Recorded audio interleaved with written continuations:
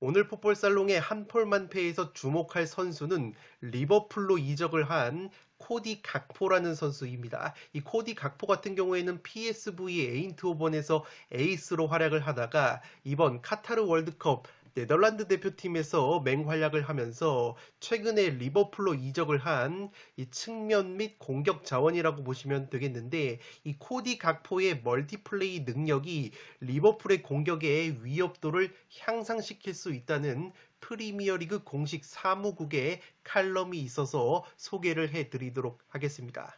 지금 보시는 선수가 코디 각포라는 선수인데, 학포라고 발음을 하는 곳도 있고 각포라고 발음을 하는 곳도 있기 때문에 우리에게 익숙한 코디 각포라고 발음을 하도록 하겠습니다. 이 각포라는 선수가 PSV 에인트호번에서 에이스로 활약을 하다 최근에 리버풀로 이적을 하면서 프리미어리그로 입성을 했습니다. 이 선수가 카타르 월드컵에서 네덜란드 대표팀으로 굉장히 맹활약을 하면서 주가를 올리면서 이 선수를 노렸던 프리미어리그 팀들이 상당히 많았는데 리버풀의 유니폼을 입게 됐다고 보시면 되겠습니다.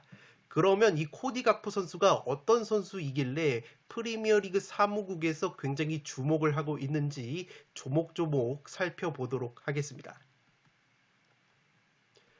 지금 보시는 내용은 프리미어리그 사무국에서 발행을 한 칼럼의 내용을 발췌한 것인데, 이 첫 번째 줄을 보시면 이 코디 각포라는 선수는 왼쪽 측면 윙어로 활약을 하거나 이 중앙 공격수로 활약을 할 때 편안함을 느낀다고 합니다. 그만큼 측면 자원도 가능하고 최전방 공격수도 가능한 멀티 자원이라고 보시면 되겠는데, 이 선수가 득점뿐만 아니라 어시스트 능력이 상당히 좋다고 보시면 되겠습니다. 2022-23 시즌에 네덜란드 리그에서 그리고 네덜란드 대표팀에서 18개의 골과 18개의 어시스트를 기록을 하면서 총 36개의 공격 포인트를 기록을 했다고 보시면 되겠습니다. 이 PSV에서 자국 리그에서 9골 12도움을 기록을 했고, 네덜란드 대표팀에서는 5골 1도움을 기록을 하면서 이 토탈 합치면 18개의 골과 18개의 어시스트 능력을 보여줬다고 보시면 되겠습니다. 이 두 번째 내용 같은 경우에는 코디 각포 선수의 어시스트 능력을 주목을 한 것인데, 이 코디 각포 선수의 어시스트 유형을 쪼개보면 굉장히 명확한 패턴이 있다고 소개를 하고 있습니다. 특히나 이 코디 각포 선수의 대부분의 어시스트는 바로 크로스에서 나오고 있는데, 이 선수가 주로 왼쪽 측면에서 중앙으로 이동을 하는 스타일이고, 왼쪽 측면에서 올리는 인스윙 크로스, 안으로 감겨 들어가는 오른발 크로스가 상당히 정확도가 높다고 합니다. 그렇기 때문에 이 선수가 기록을 했었던 어시스트들 중에서 무려 7개의 어시스트가 바로 왼쪽 측면에서 코디 각포 선수가 오른발로 올렸던 크로스라고 보시면 되겠습니다. 이 선수의 플레이 스타일이 오른발로 공을 잡아놓고 굉장히 정확하고 궤도가 날카롭게 크로스를 올리는 것이 장점이기 때문에 리버풀의 왼쪽 측면에 배치가 된다면 리버풀의 공격수 누네스, 살라, 피르미누 같은 선수들이 침투를 하면서 코디 각포가 왼쪽 측면에서 올리는 양질의 크로스를 받아서 득점을 할 수 있다는 기대감을 드러내고 있다고 보시면 되겠습니다. 이 두 번째 코디 각포 선수의 가치 같은 경우에는 바로 세트피스에서 진가를 발휘를 한다는 점인데, 흥미롭게도 각포 선수가 세트피스 킥 능력이 상당히 좋다고 보시면 되겠습니다.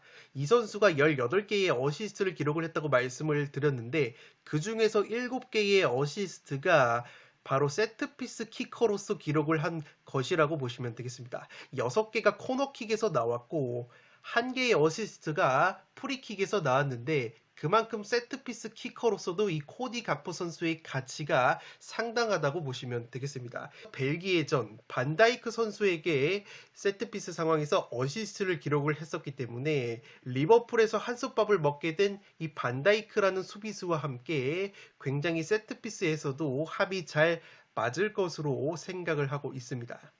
이 코디 각포 선수의 정확한 킥 능력이 상당히 중요한 것이 뭐냐면 마지막 줄에서 볼 수가 있습니다. 이 각포 선수의 존재가 바로 리버풀의 측면 수비 자원인 로버트슨과 알렉산더 아놀드 선수의 부담감을 덜어줄 수 있다는 견해를 밝히고 있는데, 이것이 상당히 중요한 것은 최근에 리버풀이 강점이었던 것이 바로 이 측면 풀백 알렉산더 아놀드 선수와 로버트슨 선수의 공격력과 굉장히 정확한 킥 능력이 강점이었는데, 이것이 강점이자 약점으로 드러나고 있는 것이 공격 상황에서 측면 풀백들에게 의존도가 너무 심하기 때문에 리버풀을 상대하는 팀 입장에서도 이 측면 수비수들이 자유롭게 크로스를 올리거나 이 선수들을 봉쇄하게 된다면 리버풀의 측면 공격과 세트피스 공격력이 상당히 반감이 되는 부분이 있었습니다. 그렇기 때문에 이 코디 각포 선수가 들어오면서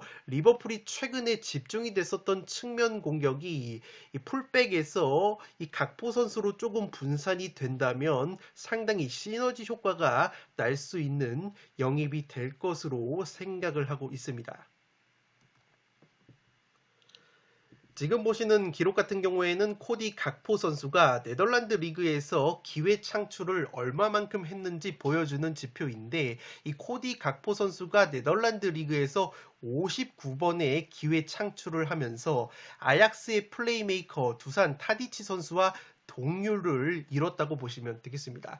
그만큼 득점 능력도 갖추고 있으면서 플레이메이킹, 기회 창출 능력도 가지고 있는 굉장히 유용한 공격 자원이라고 보시면 되겠습니다. 코디 각포 선수의 장점이 정확한 킥뿐만 아니라 드리블에도 있다고 칼럼에서는 소개를 하고 있습니다. 특히나 지표를 보시면 네덜란드 리그에서 이 캐리에 의한 득점 기회 창출이 상당히 많았고, 이 캐리에 의한 득점 기회 창출이 15회나 됐다고 보시면 되겠습니다. 또한 실제 득점으로 연결이 됐었던 드리블이 5번이나 되고, 어시스트로 이어진 드리블 캐리가 5번이나 됐기 때문에 굉장히 순도 높은 드리블을 하면서 공격 포인트까지 창출해낼 수 있는 것이 바로 코디 각포 선수의 드리블 능력이라고 보시면 되겠습니다.